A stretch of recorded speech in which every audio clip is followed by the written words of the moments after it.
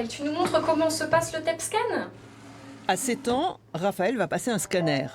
Alors pour ne pas avoir peur, un modèle réduit et un dessin animé lui expliquent ce qui va se passer. Se tient tout à fait immobile pendant la réalisation du scanner.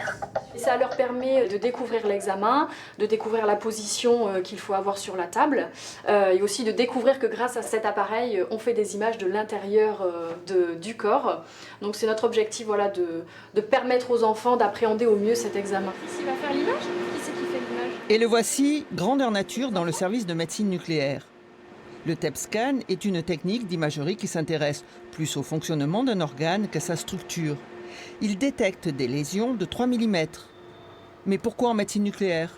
C'est une technique d'imagerie fonctionnelle qui consiste à injecter au patient un traceur radioactif qui va permettre d'aller cibler et imager les tissus malades à l'intérieur de l'organisme.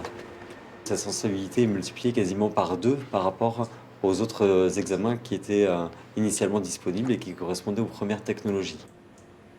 C'est une amélioration, une progression de la technique, des examens plus rapides et une dose injectée plus faible, ce qui permet d'avoir des délais de rendez-vous plus courts et donc une prise en charge plus rapide pour les patients. Un patient qui peut être angoissé ou avoir des problèmes de claustrophobie, en restant moins longtemps sous l'équipement, va forcément mieux vivre son examen. Les médicaments injectés aux patients ciblent les endroits à explorer. Cette technique associe 2 modalités d'examen. La fusion des deux, c'est l'image que vous voyez ici, avec les couleurs, qui superposent à la fois le scanner, l'imagerie fonctionnelle. Le gros avantage en cancérologie, c'est que les anomalies de fonctionnement des tumeurs sont visibles plus précocement par rapport aux anomalies visibles sur les scanners.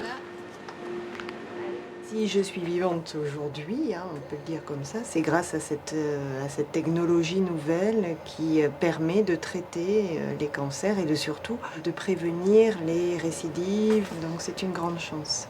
Régression métabolique complète. Des protocoles de recherche en cardiologie et pneumologie sont en cours.